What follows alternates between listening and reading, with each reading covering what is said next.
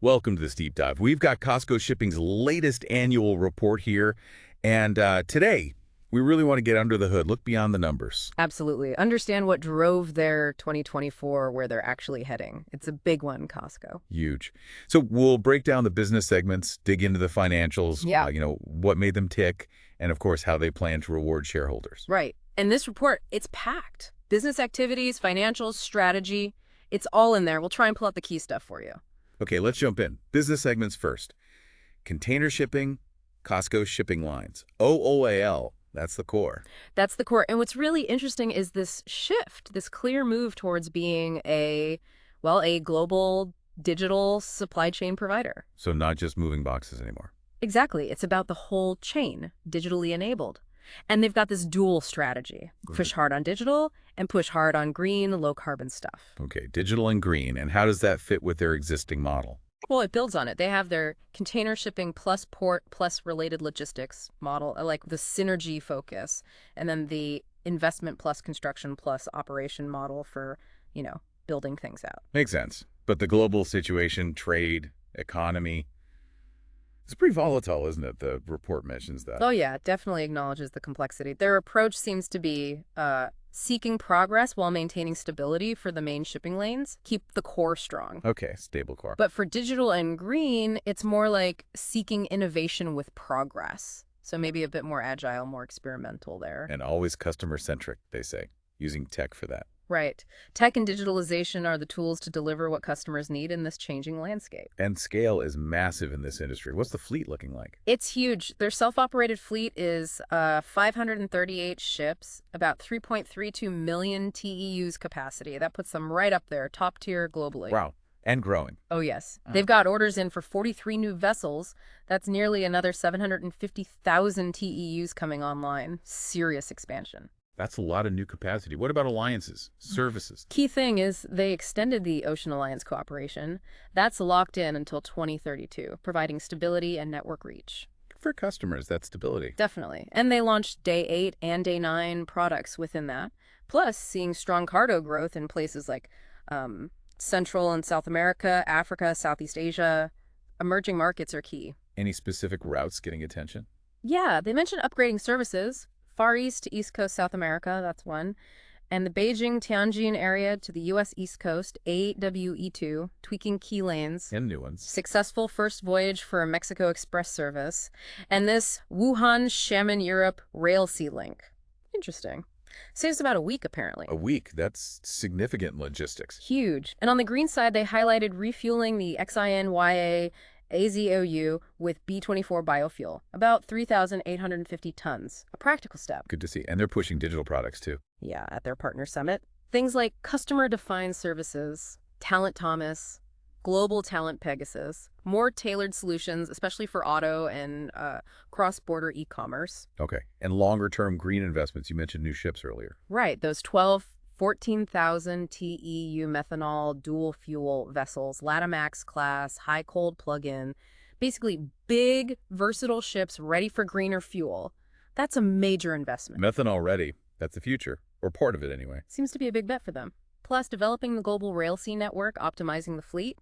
They took delivery of 12 new ships in 2024 alone, over 230,000 TEUs. Modernizing fast. And using things like blockchain for green claims. Yeah, the high eco green shipping certificates verified on the GSBM blockchain adds credibility, and this well-to-wake initiative for carbon reduction, they're ticking a lot of boxes on sustainability reporting at least. Okay, let's switch gears. The terminal business.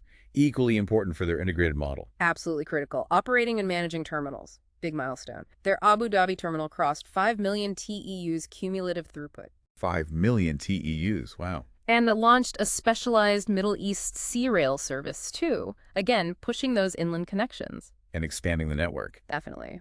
They finalized the deal for Egypt's Ain Sokhna terminal, investment agreement in Limchbang, Thailand, and enhancing places like Piraeus in Greece, building out key hubs. So the strategy there is global deployment and lean operations, driven by, again, integration, digital, and green.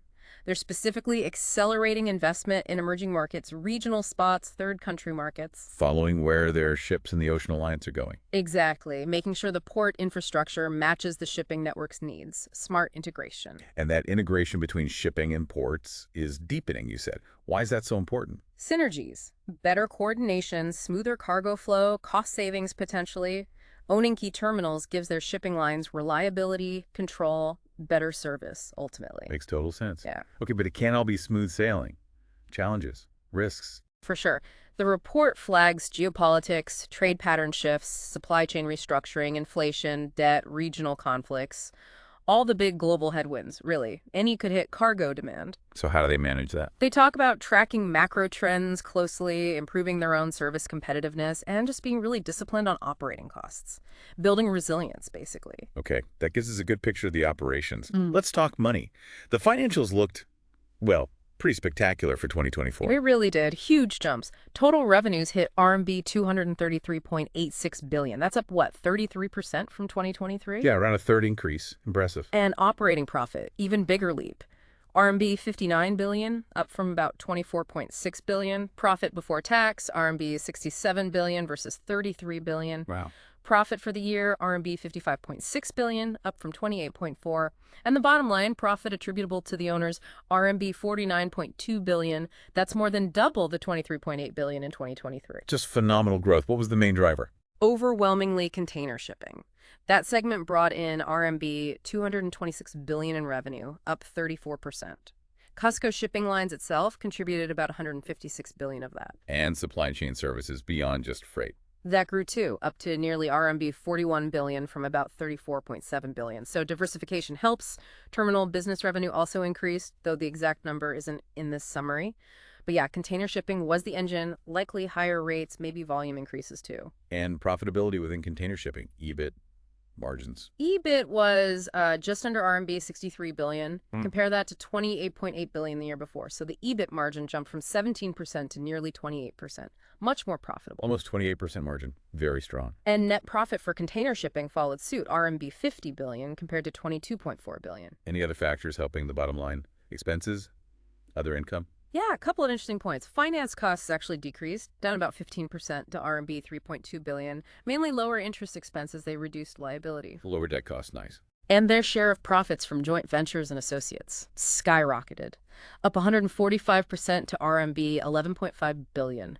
So their investments paid off handsomely too. Okay, what about cash? Did all that profit translate into cash in the bank? Cash position ended up slightly higher. RMB 184 billion, up about 1.7%.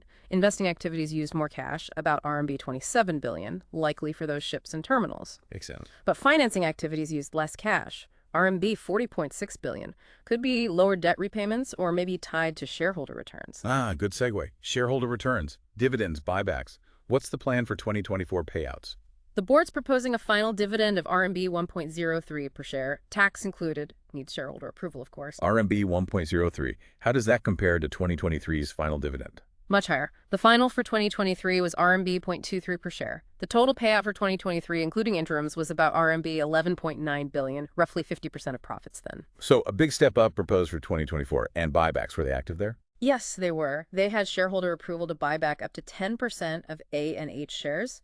In 2024, they bought back 50 million A shares for about RMB 700 million. Okay. And nearly 140 million H shares for about RMB 1.3 billion. So about RMB 2 billion spent on buybacks in total. And they canceled some shares too. Right. Canceled over 113 million H shares they'd repurchased. That reduces the share count, which helps boost earnings per share over time. So add it all up, proposed dividends plus buybacks. Yeah. What's the total return picture for 2024? Well, if that final dividend gets approved, combined with the interim dividends already paid, around RMB 8.3 billion, total cash dividends for 2024 would be about RMB 24.4 billion. Wow, RMB 24.4 billion in dividends. Yeah. Plus the RMB 2 billion spent on buybacks. That's a very significant return of capital to shareholders. Shows a real focus there. Definitely sending a strong signal. Okay, wrapping up then, looking forward, what's the assessment? What are the key takeaways for their direction? The vision is clear. World-class digital supply chain enterprise with container shipping as the anchor, sticking to that integrated shipping plus ports plus logistics model. So building on strengths, but leaning into digital and green. Exactly. Emphasis on globalization, scale, strengthening the core, but really accelerating digital and green low carbon. Developing end-to-end products, building ecosystems, improving internal platforms. High quality growth, as they say. Right. And for terminals, global layout, efficiency, investing where the fleet and alliance are growing. They'll keep watching the macro risks, obviously. And the green commitment continues, biofuels, etc. Seems baked in. Plus, expanding last-mile logistics, warehousing, especially for cross-border e-commerce. That seems like a big focus area. E-commerce logistics.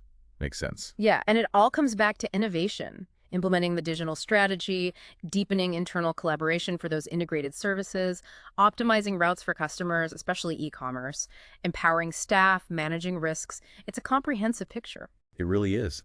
So bringing it together, 2024 was a year of, well, stellar financial performance, especially in container shipping. Big strategic pushes on digital green integration, and a strong commitment back to shareholders. That sums it up well. You're left thinking about how this giant company is navigating, the complexities of global trade while trying to future-proof itself with tech and sustainability. Yeah. How will those digital and green bets really play out long term? That's the big question, isn't it? Something to watch. Definitely something to watch. The interplay between traditional shipping muscle and these newer strategic directions. Absolutely. Well, for anyone wanting even more detail, the full 2024 annual report is out there. Thanks for joining us for this deep dive.